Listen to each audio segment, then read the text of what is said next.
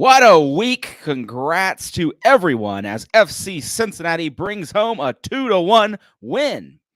Wait, why are all my co-hosts looking at me weird? You guys saw the same match I did, right? I mean, I couldn't figure out why we were playing in Kentucky when we built that big giant stadium, but it was good to see FCC win again. Let me check my notes here. Oh my gosh, my mistake. FC Cincinnati 2 won this weekend. What a mess. Who's running this show? Let me change gears. Oh no, FC Cincinnati drops in a goal fest in West End against a team they have historically matched up well against, and 3 points vanished away from the home side a couple times on Saturday. But are people asking the real questions, like how come it feels like spring on a Wednesday, and by the time Saturday rolls around and we all want to have a good downtown weekend, it's hoodie and jacket time again? Why must I stop and get a Washington Park beer when I know it's going to make me late to the match? And also, I suppose, how come the FCC attack is on another level than the FCC defense? We hope to tackle these soccer mysteries on this episode of Cincinnati Soccer Talk. I'm your host, Boston Brazel, and I am joined by a slew of people who keep this program running and hopefully can answer all three of my big questions. Brian Weigel, I heard when you were born, you had a soccer ball in your hand, man. So kind of want to know, is it true? How you doing? Well, I mean, I guess in theory, it was more like Brad was kicking my head like a soccer ball to keep me inside the womb so he could get out first. That must be it. That's probably more like it. No, man, I know it stinks, and I feel like talking after a couple of losses that the morale is starting to sink. But it's weird. I think Jonah said it best on KLR, maybe it was Zach, but it's not rock bottom, and you can tell it's not rock bottom. So that kind of keeps me happy. It's somewhat so. That's a good perspective, I suppose. The FCC universe is always a bouncy place of emotion. I guess that's the best way I could say it. A bouncy ball of emotion. True words have never been spoken. I want to know, Jason, how do you pick yourself up from a loss? Do you go home, take a glass of whiskey? Like, what's the Jason Ashcroft method of survival? Oh shit, we got you muted here, buddy. Let me fix that. Geez, I come on the show and you immediately just cut me off. He did the same. He did the same thing to me. I saw the notification on me too. But yeah, it usually is, either a glass of wine or a bottle, sometimes a bottle, depending on the result, a glass of whiskey, bourbon preferably, but occasionally a little scotch too. But I felt like I needed a little whiskey after this match. It was a typical Montreal match, and stupid me, I had FCC down for a 1-0 win in the Growler Cup. I don't know what I was thinking that day. I should have guessed at least 5 goals between the two teams. Win, lose, or draw, when FCC plays Montreal, there's going to be goals. Oh, yeah. And I honestly didn't know what to expect from this team. I think I said as much in the last episode. We have a team that played in CCL, played well, and then we have a team that went into Atlanta. There was 6-7 goals there as well. So it's just weird stuff in MLS right now. And no one knows more about weird than my friend who wears suits to games and dances around in the Bailey sometimes, Jeff Tebbets. Well, dancing in the probably not dancing very well in the Bailey, but yeah. And anyways, yeah, it was weird having a 4 p.m. game. Having it end, at 6 something, and then realizing I'm gonna have to figure out how to entertain myself for the next 6 hours or so, without really, knocking down a heavy drink or anything like that. I usually struggle just to get the weekend update on SNL. So I do know though that they tried at CST put up a Twitter Spaces thing after the game. So yeah, I wanted to tune into that if we won. But so yeah, I think that's a lot of people were thinking that. That was a funny thing. I had to hop on there because Rob needed a co-host for a hot second. And I had I had my 3 kids and then a buddy of theirs over our house just screaming and shrilling. And I think Rob said it best is that it sounded like a police station in the background. Maybe that's the perfect reaction after these games. Yeah. Don't know what's going on. Scream our head off. Yeah, for those who are not in the know, on Twitter, our good friend Rob, who's hosting, he's a newer writer on CST. You might have seen some of his stuff recently come through, but he wanted to try out a Twitter Spaces, like a post game. I knew we warned him, like, hey, it's everybody's at the game, so it's going to be a little bit lighter, including most of us. So I'm looking forward to joining the next away game, because I feel like that would be a lot more feasible for fans and our listeners. And really, I'll tune in when I'm leaving a home game if I'm happy and drunk happy, and then I'll make a mess of that show. I do want to thank everybody that also tuned into the one that we had last week for the draw on Friday for the U.S. men's national team. That was fun, albeit long. I'm really tired of these things where it's like 12 noon. Nope, it's 1:15. So maybe we'll keep that in mind for the next sessions. Yeah, and in 4 or 8, however many years it's going to be. That was good though, man. You kept it afloat for an hour. That was pretty proud of you. Yeah, Brian, thanks for your help. Nate Gilman popped on, Subs popped on, DJ Schweitzer popped on. Yeah, it was fun. It was good to see who what our group looked like, and hopefully we can do more of those in the future. I always find it interesting, the people that attend like the USA stuff versus FCC. They are like two different crowds sometimes. So you have your regulars, but there's definitely some national team, like big time national team fans that always show up whenever we do. We did our live show at Ryan House, and I saw a lot of new faces when it came to that moment. All right, well, let's get to your best and worst on the week, guys. This is a good game for a best and worst, because you had good things happen, and then you also had really bad things happen. So I think there's enough here for us all to get through. I will go to you, Jason, first. Give me your best and worst, sir. Okay, so I'm trying to get this trending. You know how Joe Burrow is known as Joe Shiesty, Joe Burt. I think we need to refer to Brandon Vasquez as Burt Vasquez from now on. He was my best of the week. He had obviously the first goal, nearly had an assist, and then tried to take credit for the own goal on Montreal. And it's just great having a player for FCC that when he gets the ball, you really hope and kind of know that he can make something happen. Maybe if our other really expensive striker could do that, that'd be great. My worst of the. So I thought he was performing to expectations. Oh yeah, maybe. I don't know. My worst of the week, unfortunately, and I'm one of his biggest fans, but Yuya Kubo had a rough outing. You could say that about a lot of players, but there was a one instance where he had a big defensive turnover, led to a Montreal goal, and of course, I think it was Matt Doyle used the opportunity to poke fun at FC Cincinnati on Twitter because of it. So not Doyle. Not Doyle. Not a blue check mark going after FCC. That's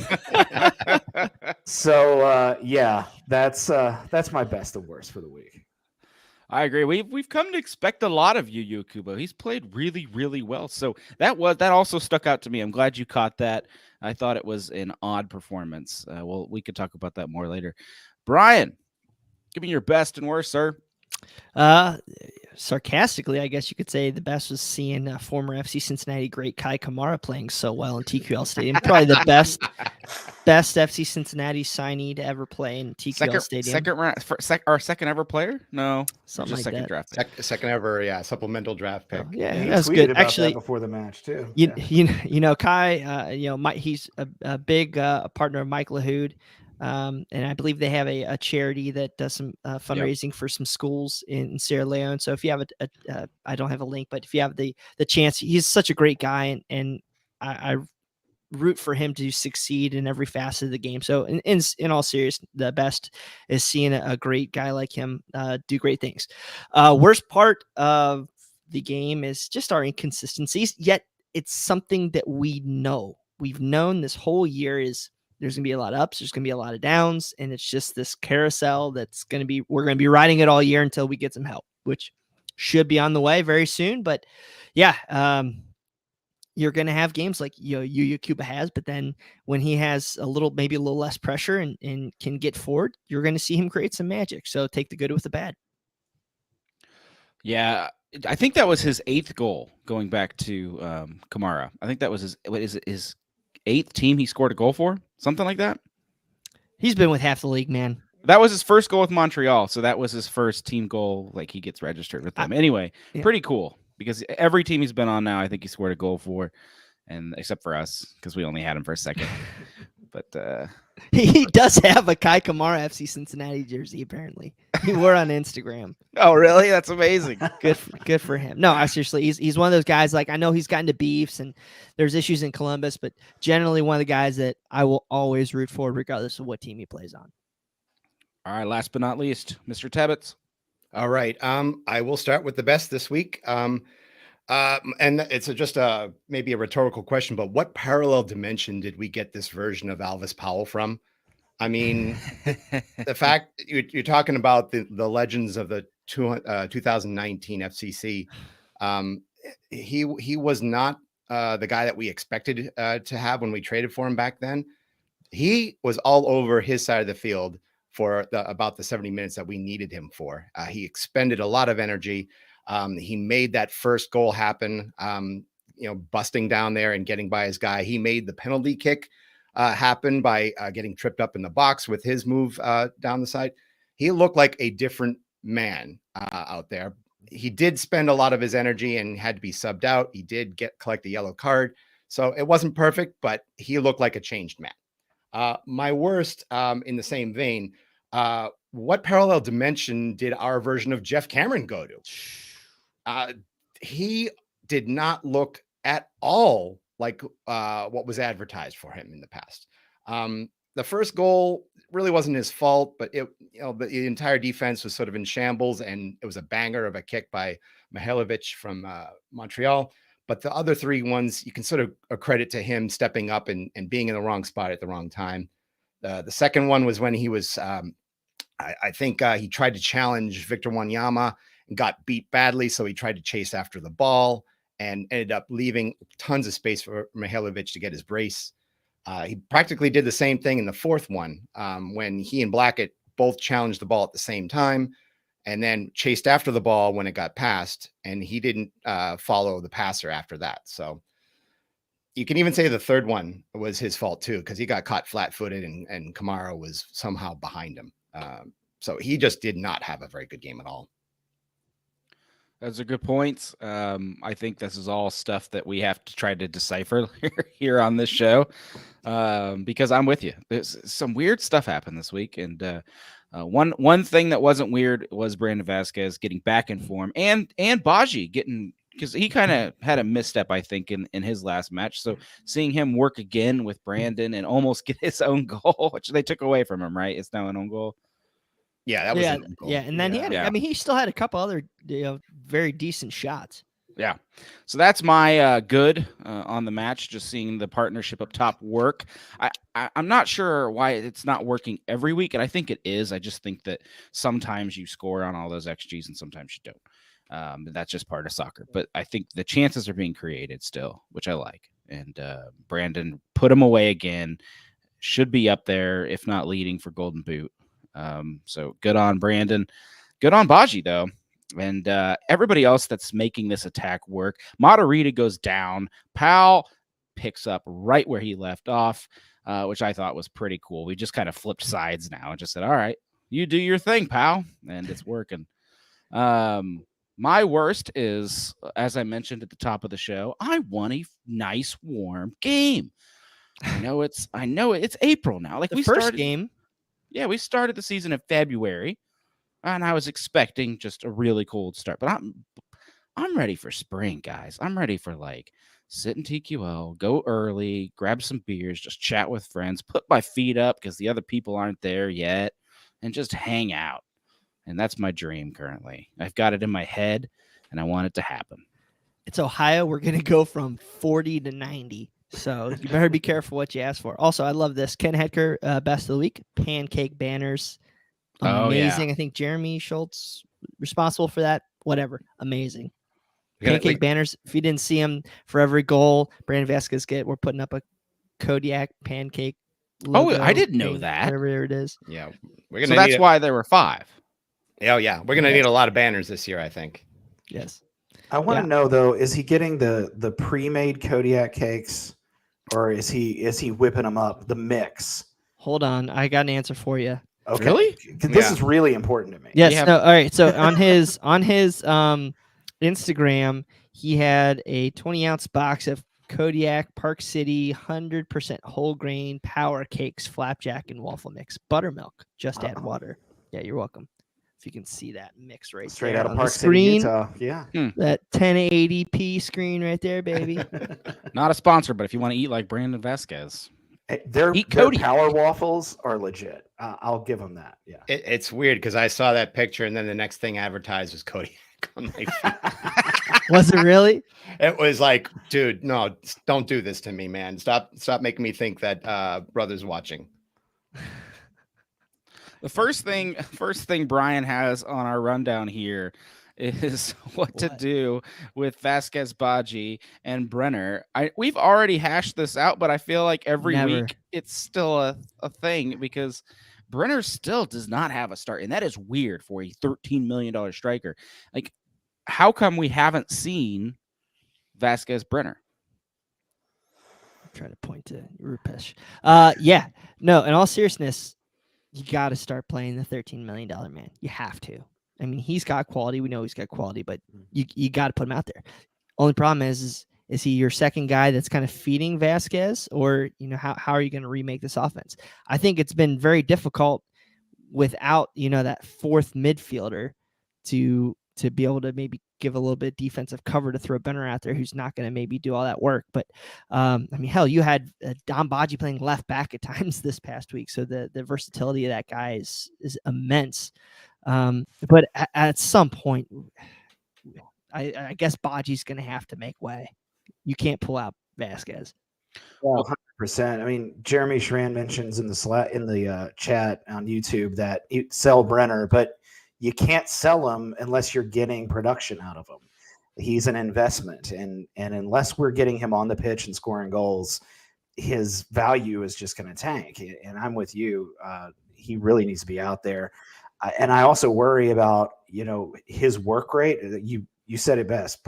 Baji put in the effort this past weekend. As much as I like Brenner, and I really do like Brenner, he's not the kind of guy to be hustling back on defense like that. And with a team that can be as porous as FC Cincinnati, he's going to have to, I guess, find another level and find his rhythm defensively.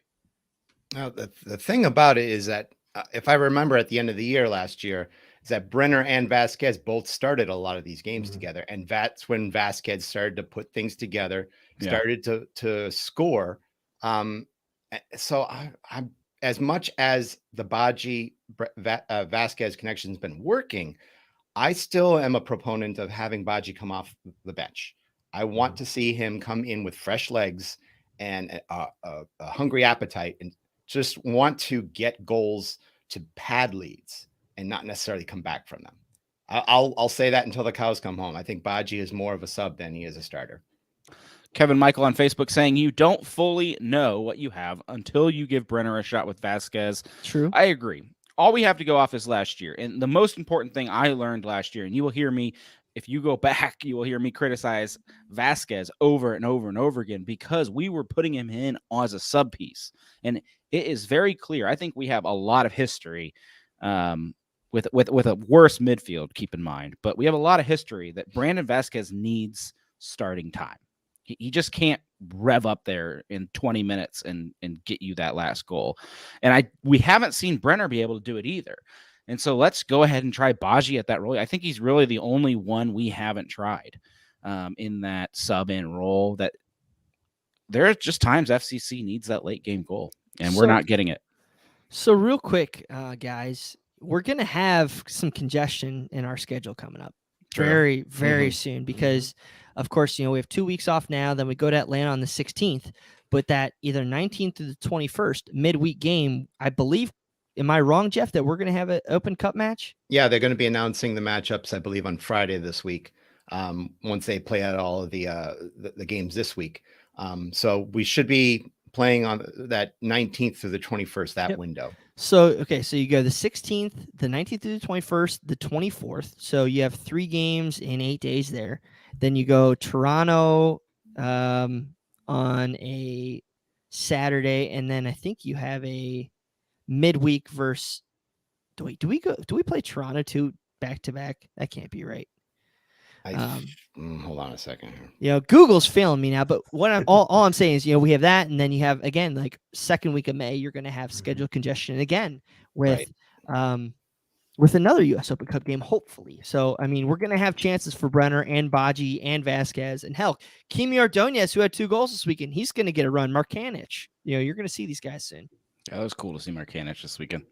Yeah, up until May 7th, we're basically going to be playing 5 MLS games and then either 1 or 2 U.S. Open Cup games. Holy crap, we do play Toronto in back-to-back games, the April 30th and then May 4th for some unknown reason. Some great scheduling, by unbelievable the league. scheduling. Hey, at least we don't have to face all their Italians coming in. It's not the league's fault. It's our fault. We have a concert. The Who.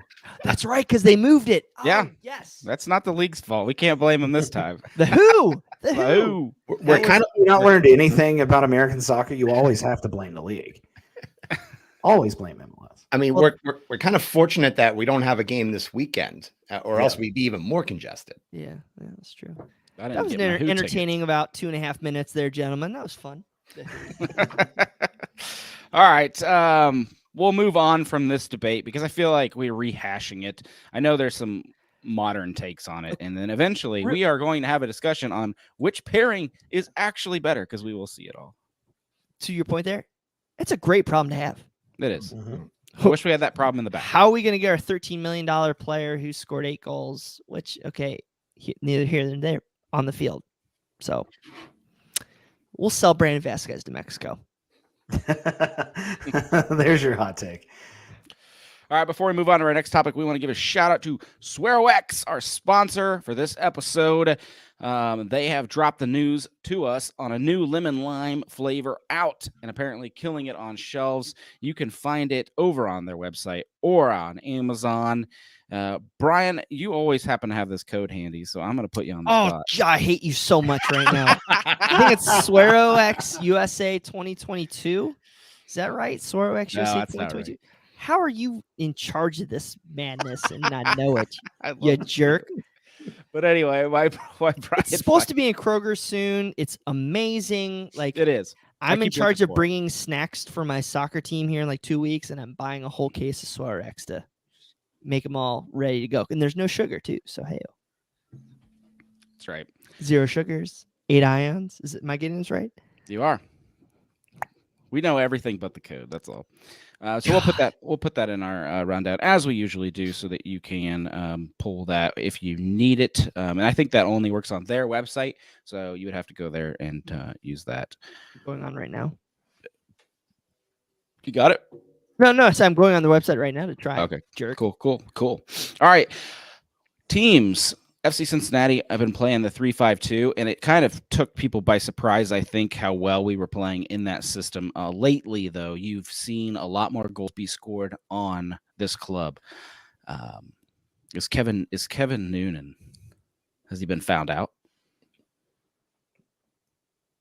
What did you just say? Yeah. Kevin Noonan. You know why I The said that? former media person? The former media person that we're so used to talking to. Has Brain. Pat Noonan's 3-5-2 been found out? Is that what you're trying to go with? Yeah, Oh my Pat gosh. Noonan. The answer is, thank God I have the keys to this show next week, everybody, because you need a vacation. That's true. You know, I know one other Noonan that works for the UC too. So I've got 3 Noonans in my brain. Holy schmackers. Oh. There's a lot of who's popping up on this chat right now, Boston.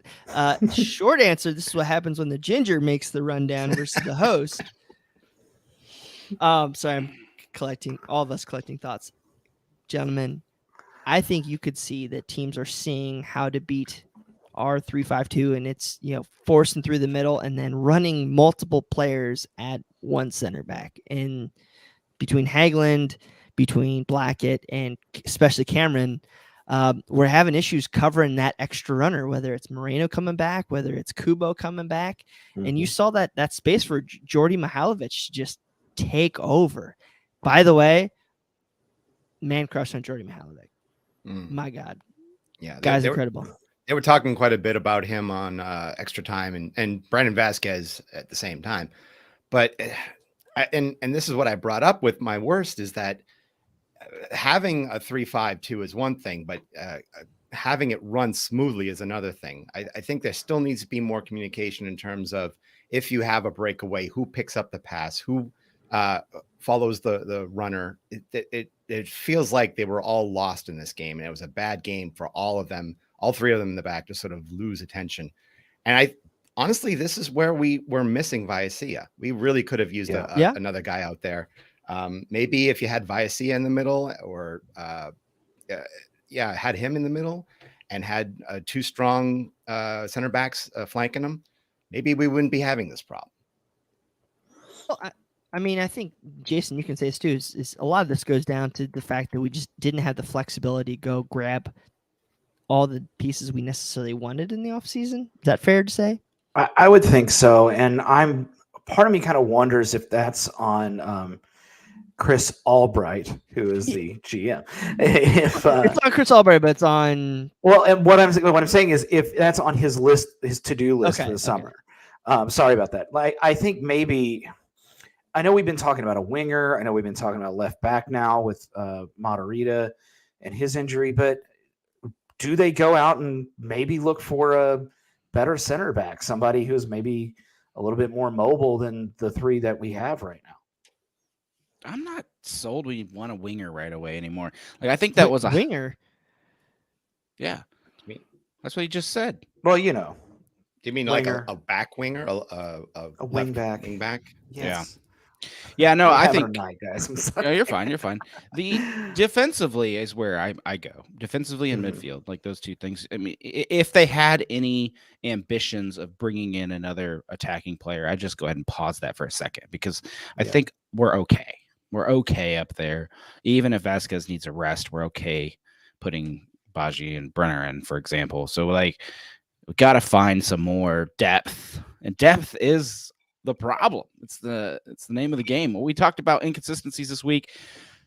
We traded away a promising center back, and now we've got Cameron shaky. I want to ask you guys this: can we keep running Cameron out every game, or are we going to start getting results like this? Is he a once every 2 weeker? No. Sharpie marker. Yeah. Let him figure. He's the type of guy you let figure. Jason, you can disagree. I just don't want to run this guy. He's the type. No, you don't know. He's the type of guy you let figure it out. I agree to a certain point, but I do worry that when we get to the schedule congestion, I mean, the dude played in the championship all last year, came straight into MLS. He's, in much better shape than I am, obviously, but I think I do worry about his ability to play at the top level when we hit this schedule congestion coming up. Okay, we have 3 center backs. Well, 4 with Fleming. Murphy. God, why do I keep calling me Fleming? This is going to be the bane of my existence every freaking week. Author of a James Bond book. Yes. God. We have 3 MLS level center backs, and we're running them out in a 5-man, 3-man, whatever backline, whatever you want to call it. Okay. And we've switched tactics. We're week 5. We've switched tactics 4 times, and we've put Barrial. There's been no continuity. These guys are still fit. I want to see him and Blackett with Moreno in front of them, and then whatever other 6 or 8 we bring in here in the next week and a half. He's still a top quarter center back. Just because he's made a couple mistakes, I'm not ready to write him off yet.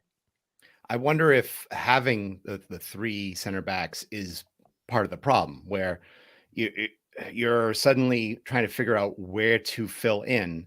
And when Cameron goes after the ball, that's something that you would typically do if you're just one of 2 center backs. And maybe he's finding this issue where he's going after the ball, realizing there's somebody else that's picking it up, and that's leaving a wide open spot in the middle. It's happened twice in that game. Yeah. Are you allowed to love and hate something? Because I love the money freed up from Viacia, but like I really hate not having Viacia on this team right now. Yeah. I mean, there's things about Viacia that I don't think necessarily are out there, but I think you love the promise of Viacia more than you like Viacia. I just like having an extra center back. I do have a suggestion though, because we do have room for another DP, right? Oh And- God, no! and I know come where on, you're going. Cameron Carter Vickers. Oh, okay. Hear me Sorry. out. He's Sorry. a US player, so we don't burn an international spot. Of course I'm a Spurs fan too, so like we've got some Spurs fans in here tonight. But it doesn't burn an international spot, DP level, and I think could come in and be a stellar MLS player. He just hasn't found his groove in Europe, but I think he could tear it up in MLS. Homie, I thought you were about to say John Anthony Brooks. I had that in my, one of the things about Carter Vickers is that he had a banger of a game this weekend for Celtic. And so it's going to be harder to pry him away from both Spurs and Celtic, who probably want him more than we want him right now. True. We got Uncle Carl and Aunt Meg's money. It ain't a problem. Just throw it out there. The Levies are going to need some money, in the summer window. He on the allocation list? I'm sure he is, right? Oh, he has to be because he's a U.S. You're not a real fan until you try to spend I'm Carl Linder's money. That's for sure. By the way, you know how you're a real fan of CST? You go on SoroXUSA.com and order a party pack using Sorox USA 2022, like yours truly did. In the middle of the show, got my credit card and everything. You're welcome, homie. Nice. I'm a man of my word, All right, well, that's I already did the ad read. You don't have to do the second one. Hey, homie, you needed the extra number. Dude, I've dropped like 5 homies. I'm becoming Clint Dempsey. I'm sorry. All right. Well, we've talked about Jeff mechanisms in space. I love Clint. He's my boy. Do you want to dive into a little bit more about that, Brian? Can you let us know what we have? Because I'm a little bit confused. What's open? What can we do? A lot. No, I'm joking. As we said last week, it looks like we're gonna have at minimum 3 senior spots to go out and grab people. Potentially a 4th with. It looks like Moderita is going to be out for 3 to 4 months at least. That's not confirmed, but everything we've seen so far, I think. I can't remember. There's a top level player that had this injury, and I think he was back in 3 months. But so you can free up senior roster spots in that time, as well as if he's going to be out longer, you can actually free up, I think, up to like $250,000 in cap space. I could be wrong there. Please don't yell at me. So we have that $1 million in cap. So you can go out and get a brand new DP. We got $1 million plus in TAM, $1 million plus in GAM, buy down Kubo. So we can bring in a top DP if we want to. We can bring in a high level TAM or GAM player. So we can bring in at least 2 really, really high players. Potentially, depending where we can loan out Zico, Markanich, some of these players. If we need to bring in a supplemental spot, I'm sure that's absolutely available. So we got room. And from what we're hearing, again, I hate this cop-out BS, but I'm pulling it. Chris Albright's been working hard. And we have some people that hopefully are very, very close coming in here to help. So it's sounding good. It's definitely an option. He's been working hard. So that's a cop-out. My bad. Yeah. Clifford Adams says, who starts against Atlanta in the back line? I think exactly what we said earlier, Clifford.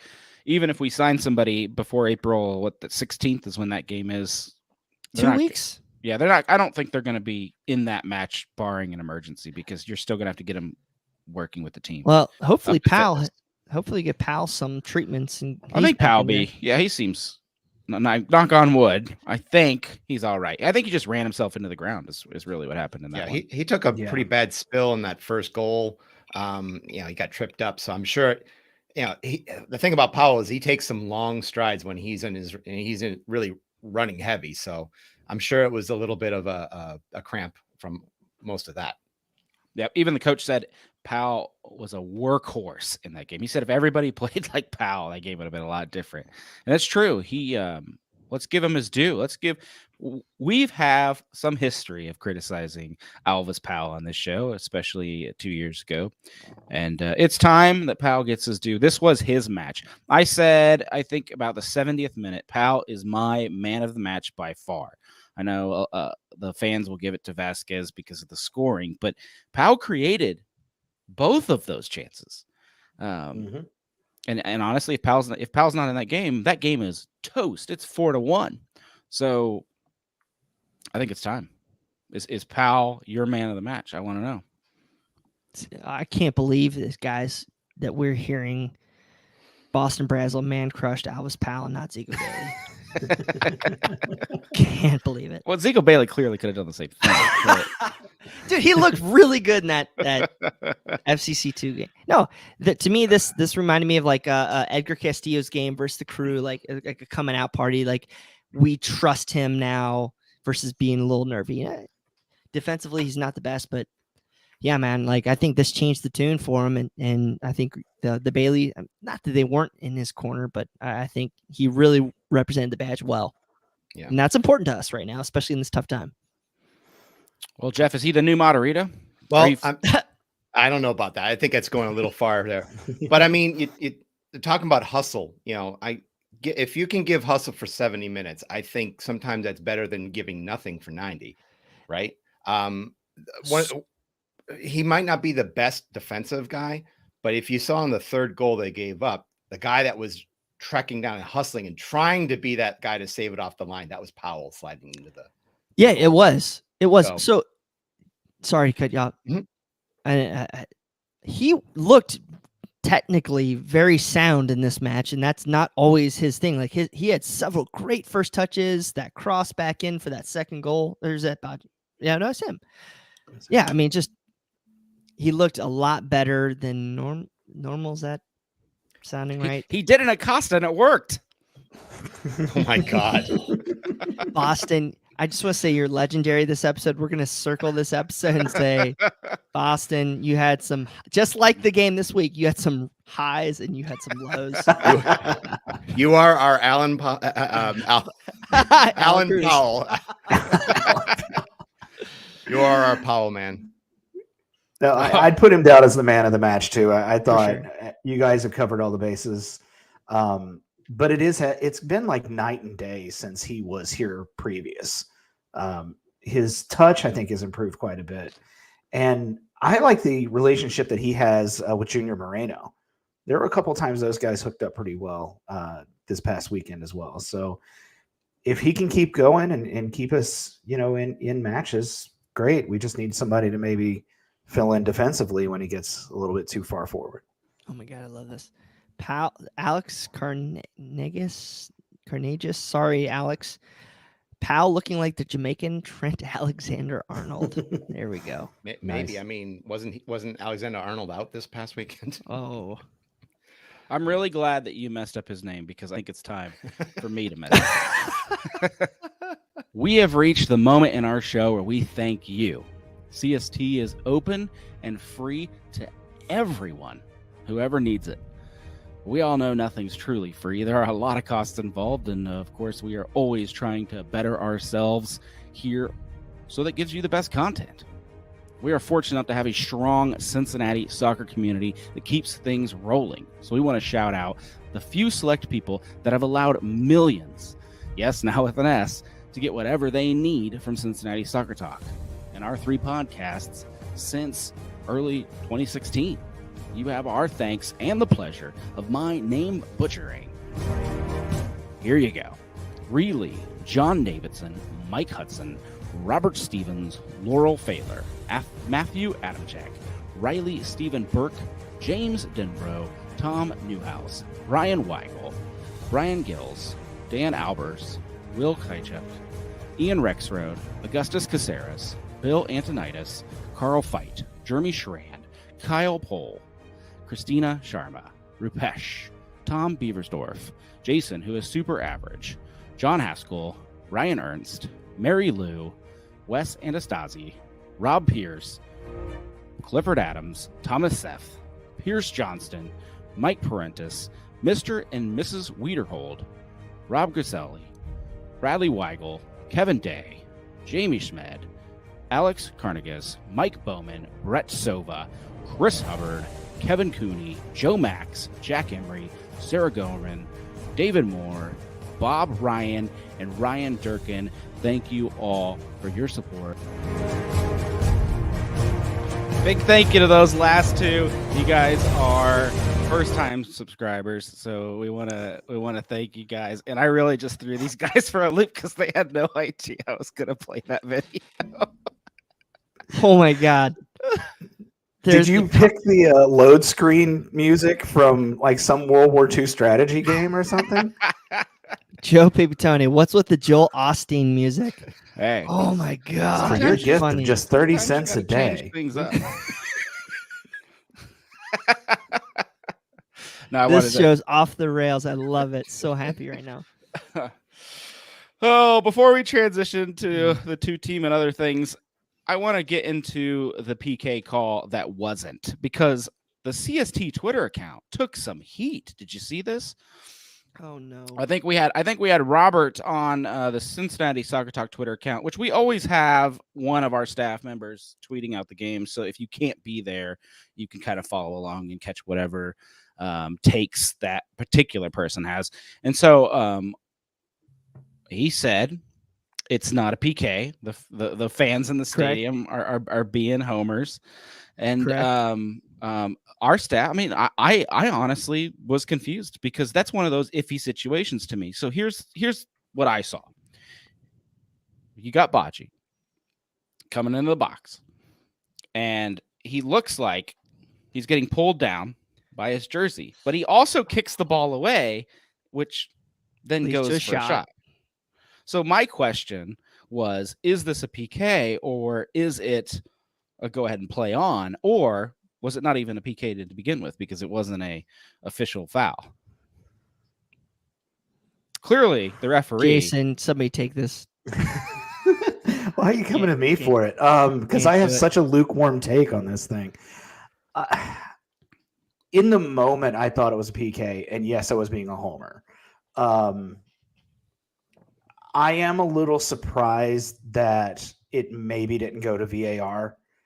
That's kind of where I was. I was a little surprised by that as well. But had it gone to VAR, I think Bocce could have gotten called for simulation because there was not a ton. I've watched it several times. I don't see a ton of contact. I know you all are disagreeing with me. Please do so. I don't have a take. I'm literally a student here because I'm very confused by this. I see. Coach on our staff, he thinks it's a PK, and I'm sure he'll explain on his show that he thinks it is. Meanwhile, we have a decent chunk of our staff that says no way. It is clearly Bocce selling it, and yes, his jersey gets pulled a little bit, but that's not a foul. I am going to say it's a PK. I'm going to say George. I'm going to say it's a PK. I was on the fence for the longest time here. I don't think it's a simulation. I think a simulation you get if he was flopping and flying through the air. But the reason I'm convinced that it's a PK, and I think this is more first blush than VAR, you saw the center back's hands go up as if he got his fingers caught in the poutine gravy. He looked like he was guilty of doing something bad. You changed my mind, Jeffrey. I think I have to call that a PK. It doesn't matter if he's facing the goal, kicking the ball away. He was pulled down. It's got to be a penalty kick. See, I feel like he just instigated more of the contact than the center back did. I don't know. Like, first glance, like, okay, I get it. Like, I sit on that end, and there's like 6 or 7 of us that are very vocal, and yeah, it's kind of like we want a PK shout, but I don't see it. I don't think so. That's where like my biggest, and I'm one of the biggest defenders of VAR that you'll meet, and that's where my biggest hang-up is. Was it? We're not on the pitch, and the referee, I think she's normally pretty good, but I think she had a kind of a rough night. Terrible tonight. night. Inconsistent. tonight, Inconsistent. Yeah, very inconsistent. And at least take a look at it. I mean, I'm sure the VAR officials in her ear saying, no, you're right. But I don't know. I think it deserved another look. Yeah. I mean, Clifford Adams is saying we can't blame a 4-3 loss in one PK circumstance. I don't know if he's being tongue-in-cheek about that. But you make your own luck, right? That was earlier in the game. We had the lead, I believe, when he went down. Mm-hmm. And so, that doesn't excuse us for giving up 3 more goals after that, or 4 more goals after that. Yeah. I should read it. The official Cincinnati Soccer Talk Twitter account said, fans in the Bailey calling for a penalty on that last sequence as Baji went down, viewing it more with their hearts than their eyes. Well, it was a tough tweet. No, I gotta give. I gotta admit it. It's a tough tweet. I think it took its fair share of flack. Probably our most controversial tweet of the week. I think Nathan Hale said, "Coming from those who don't regularly attend matches, that's rich." Hey, I was there, Nate. I don't know what that's at. But we do have some people that live out of state. Maybe that's who he's talking to. Oh, baby. Hey, I guess I beat hallucinated freezing my butt off on Saturday. But I beat Nate in fantasy soccer, so he cannot speak trash to me for like at least another 6 more weeks till we play again. Come on. We're same fantasy soccer league, pal. In all seriousness, we let whoever's running that account for the week call the game as they see it. So you will get different takes. Usually, if you've ever had the misfortune of seeing me run our Twitter account, I am usually hopped up on alcohol or something, and I'm very emotional with my tweets. That's the most emotional the CST account ever gets, by far. I don't know. I love when Jacob tweets. I do like when Jacob tweets. A lot of anger. Yeah, you'll see different personalities, different times. So you're always feel free to disagree with us. That's fine. We are not perfect either. We make our own share of mistakes as well. And in this case, we're a house divided. And I'm looking forward to seeing Coach's explanation because I am leaning towards the not a penalty side as well. You guys have kind of pushed me that way, plus some of the other stuff I've seen out there. You guys want to go over the 2-team? Yeah. Sure. Were you there? Did you go? I was supposed to be there. Supposed to. I told people you were attending. I was. And then I got a little cold, so I was being COVID safe. But I do live down the road. So let me see if I can pull up the results, though. Archimedes scored the first goal in FC Cincinnati 2 history with a superb individual effort in the 4th minute quick goal. And then we had is this the same guy that played the end of the FCC game? Nick Markanich? Yeah. I don't think did he score the second goal? No, but he was he was the one that played the long ball down that Archimedes scored on. I was just shocked that he was in back-to-back games like that. But he did it last week too. They flew a couple of guys from wherever we played last week up to Philly. That's pretty cool. So I do like that tie-in because we know some of these guys. So going out to the FCC 2 games, they won't be like, who are these people? And personally, I kind of like that. I think we see that we have a decent amount of talent with Markanich, with Robledo, several other guys that are MLS rostered players. Mm-hmm. And to get these guys, you're going to see injuries happen throughout the year. And the one thing we've struggled in the past is we haven't been able to get these guys meaningful games that they need to step in. Imagine if Zico Bailey would have had 2 years worth of playing for an MLS 2 side, and we had injuries last year, and he gets thrust into the game. Imagine how much better FCC could be from that. And in theory, maybe he can be a starter in the future. Unfortunately, not for your sake, Boston, but it's not about finding diamonds in the rough. I think is what it should be about cultivating guys you have or trying to prove out academy players. Mm-hmm. Like Yeah. there's a rule where you're not allowed to play college players in this league. And I know that's upset some people, but in theory, this league is about getting guys to sign before they go to college and getting them, through the system and developing them or proving them out is what I said. So, this is going to, again, I think having this league will make college soccer, as I'll say, this is controversial, but less and less relevant, maybe. Yeah. Yeah. I mean, imagine really what we could have done with the draft picks that we had in the past to development. Imagine if we had a Ben Lunt playing consistent time with the parts of the MLS squad and the MLS2 squad. It really would have, I think, helped develop him within the system, and we would have had, I think, more feedback directly from how well he played. That being said, Roman Celentano, our draft pick this year, had a heck of a game down the stretch. They called a penalty kick right at the death, and he stepped up and put on his big boy pants, made a double save so that the rebound didn't come in. And they got their first win. Let's just put it that way. Yeah, 1-1, right? I think the nice thing was to see in this whole thing, and I'm sorry, Jason, feel free to chime in, pal. It was nice to see Robledo look the part. Is he as biting on tackles and defensive as we need? No, not yet, but this is where he learns that position better. Zico Bailey, proving himself out to be a defensive midfielder, apparently. I mean, yes, he wasn't great going backwards, but going forwards, let's go, pal. So, things like this to see they can, add depth to our roster over time is great. And there's a couple other academy players that played really well. Celentano, I would say he was good in moments versus a great game, but that's how they get better versus sitting on the bench forever. Yep. Right. As you guys know, I moved back to Cincinnati area from Salt Lake, and I was an RSL fan and season ticket holder for 8 years while I was out there. When you watch an RSL game now on ESPN Plus, and you see the formation chart next to players, they put a little HG for homegrown, and that entire team, the backbone of that team, is all guys who came up from their academy through the Real Monarchs, which is their 2 team playing in USL, and now they're playing MLS minutes on a fairly decent team that is a playoff quality team.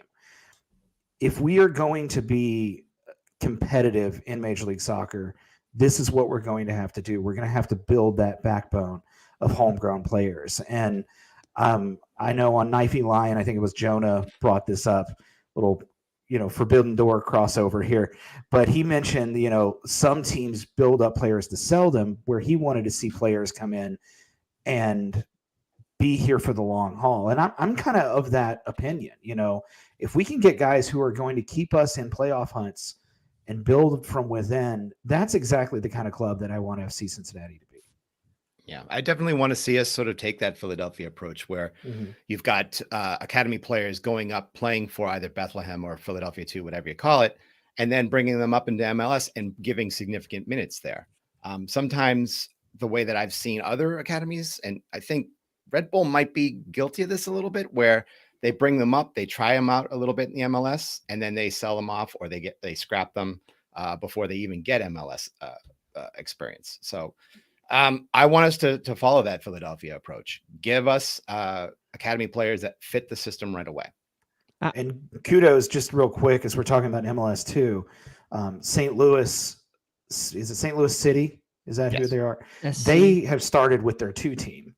And they had, I think, 6,000 people show up Really to their opener at St. Louis University. So kudos to them. It's a great fan base, but they're getting a head start on what we had, obviously, with their academy right out the gate. They're seeing guys who can hack it. And this is where I want to see how FC Cincinnati will develop this program further, versus just having those guys. Like, I say this isn't necessarily about proving college players, bringing in professionals that maybe are from, a Central American country that maybe we don't have the trust to put in the MLS roster, but we see that, this guy might be a development project. Like, I would like to see how Cincinnati adds players with an upside to this group.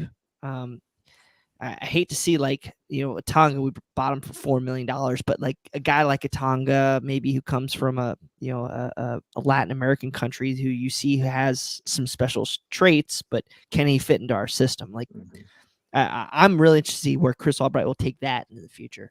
Right. And you're building that pipeline too. We've got the U19 team, the U10 team, or the kids, the actual kids, and we can move them on up to the young Garys, and then finally onto the senior team. Boosters, pal. Yeah, coach wants you to say Foozers. He's trying to push this thing. I don't know if it hasn't happened yet, though. Don't tell him. I just don't think it's going to happen. I just want more unique names. I mean, Garys all the way, baby. The Tacoma Defiance kept their name coming up, and North Texas kept their name coming up. FCC 2, Orlando City B. These are dull names, folks. Come on, give a little uniqueness to it. I do like the Foozers a lot better for FCC 2. It's not working for the upper team, though.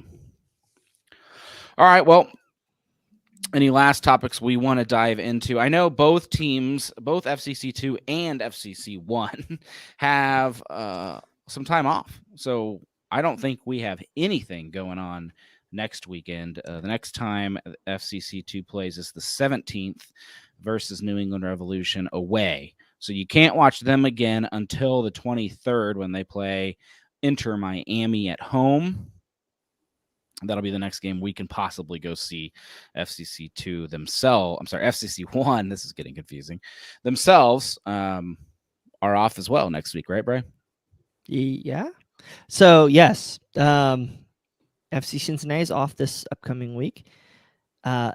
If we do so, Boston, you get to go have some fun razzle-dazzling around the world. Take my vacation. If FCC's not playing, I'm not staying. So here. Stay tuned. We may, if there is news, there hopefully, for God's sake, there should be news coming out. Depending on when that breaks, we'll have a show either next Monday or Thursday, hopefully, to cover that for you. So stay tuned. CST. Yep. And some of these guys will write about it. That's why they really want a new name, is because if you've ever written about the club, there's only so many. Orange and Blue, FCC, FC Cincy. You're running out of names. Garys. So our boy Jeff Wallner had the game story this weekend. Great writer, love him to death. I had, it's like the worst thing when he goes, "Hey, can somebody proof a story?" And I'm like, I do not want to proof your story because you're so good at what you do. But he had the impact twice, and I had to correct nice. You should have left it in. Yeah, you should have. No one would have noticed. Jeff Impact is going will never to die. kill me. He's going to murder me next week. So if I'm not here, he's going to be like, "You son of a..." No, he's so great, and he's just the best Everton fan in the world.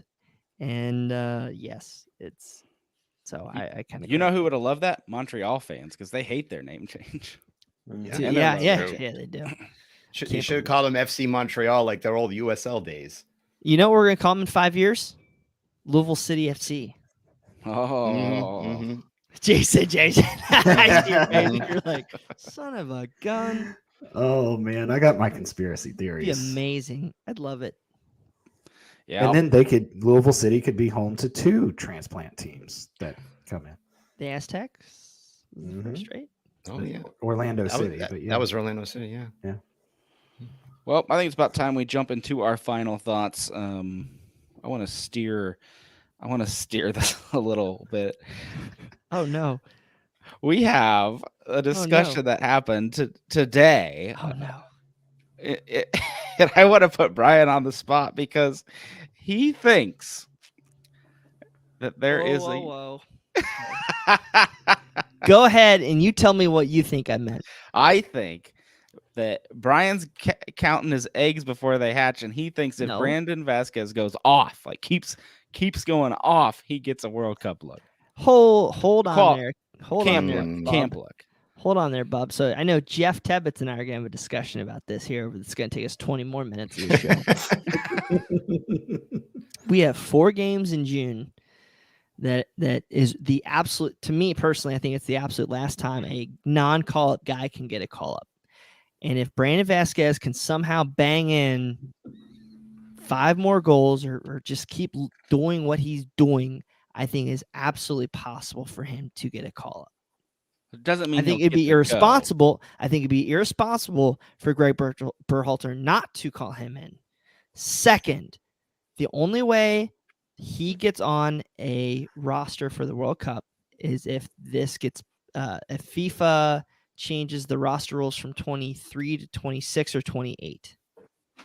I think it'd be important for FIFA, and they could give a rat's patoot because they don't care about anything but money, to put 28 players on each World Cup roster, not 26, 28, because they're literally like teams are releasing players a week before the first game starts. It's absurd for such an important tournament. So there's going to be guys who are in form that could come out of Europe and make the camps and all that stuff.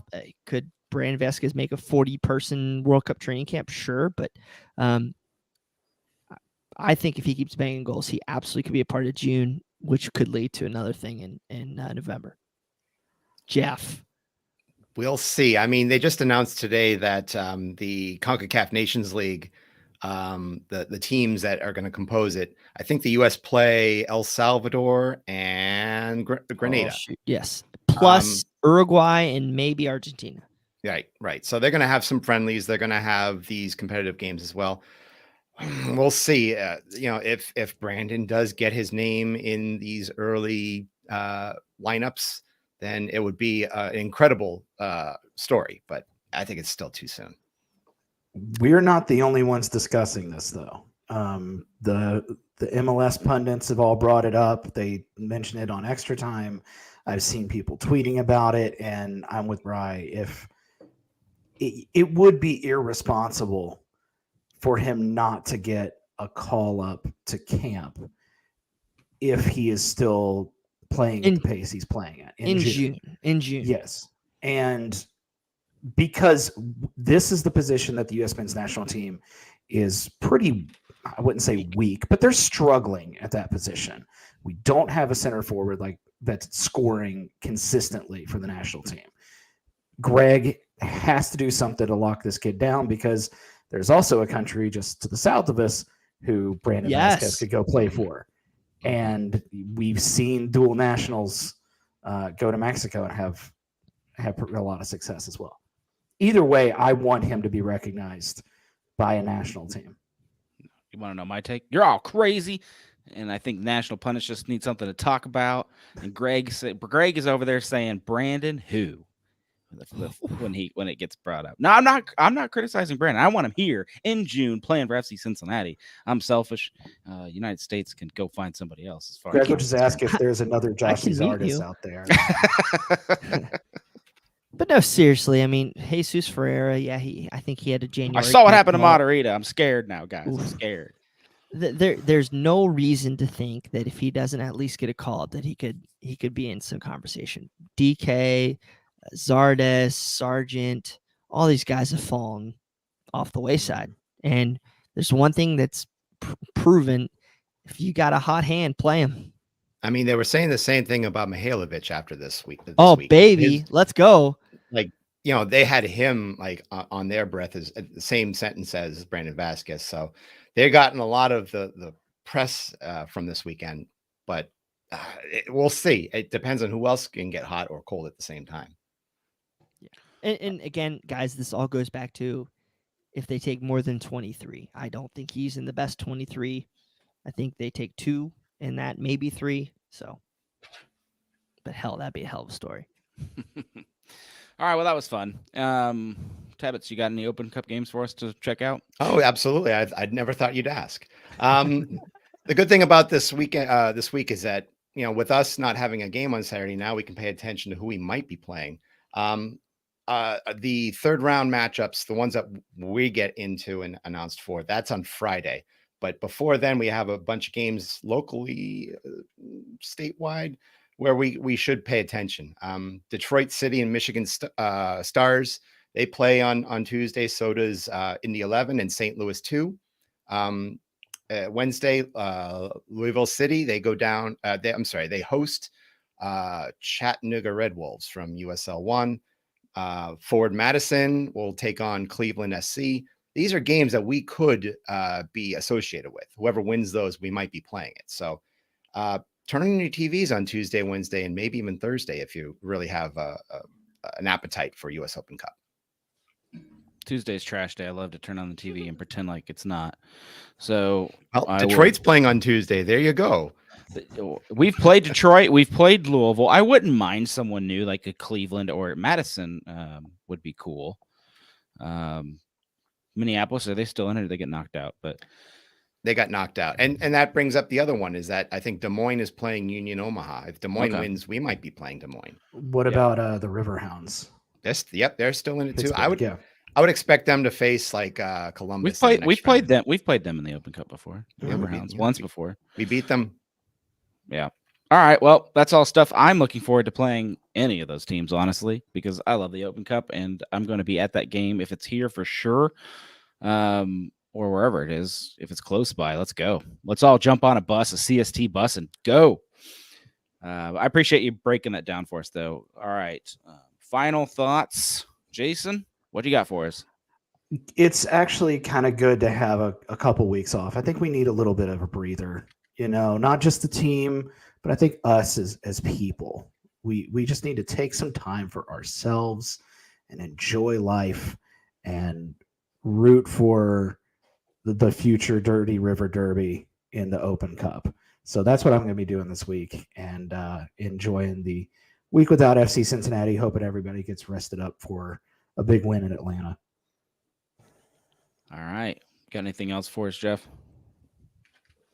All right. Set. All I can say is that Atlanta's announced a few injuries today, so they might be without Joseph Martinez. They already have one guy out because of an ACL tear, I think. Yeah. So maybe we go into Atlanta with a little bit more swagger. All right. I saw they just closed the ticket link for us. So if you want to go Atlanta, I think you missed your boat unless you can find a good path there via a friend or Atlanta ticket. I've been there for that game. It is fun down there. So check it out if you get a chance. Bri, you got a final thought, sir? Nope. That's what happens when the show goes late. Everybody loses their thing. You guys all missed out on your final thoughts. We actually have two members of CST that I want to give a special shout out to. I think Ken and Coach both are going through a little bit of family stuff, so we want to give them a shout out and say our hearts are with you guys, and hope everything's all right there. And I think that's why we had a couple people Jeremy Lance as well. So Jeremy. Hurt his ended up in the hospital or something. I don't think it's permanently bad or anything like that, but we just want to wish those guys the best. If you're wondering why we had Brian on the show twice, that's why. We had to find somebody to replace one of those guys. So we appreciate you and anyone who works for CST. It's kind of a labor of love. I'm going to badmouth you so bad when you're gone next week. It's like what I did. I don't know if you listened to the March to Match Day. I had a couple side swipes at you and Brad. Well, I have a bet that you won't even host the show, so that you'll cancel it outright because there won't be a game. That's my theory. So we'll see. Stay tuned. If you made it this far in the show, your chances are you will turn in next week to find out. We appreciate you, though, for listening to Cincinnati Soccer Talk, and check out our podcast and stuff we have coming on the website later on this week. We always have treats planned for you guys, and I think that's all from the four of us. We will see you maybe next